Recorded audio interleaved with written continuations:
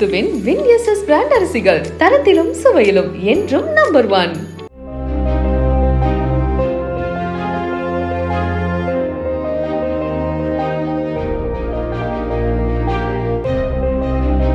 கடலூர் மாவட்டம் சேத்தியாத்தோப்பு அருகே அள்ளூர் என்ற கிராமத்தில் அண்மையில் சீரமைக்கப்பட்ட குடிநீர் பைப் லைனை மீண்டும் சேதப்படுத்தியவர் மீது நடவடிக்கை எடுக்க கோரி கிராமவாசிகள் சென்னை கும்பகோணம் தேசிய நெடுஞ்சாலையில் அமர்ந்து மறியலில் ஈடுபட்டனர்.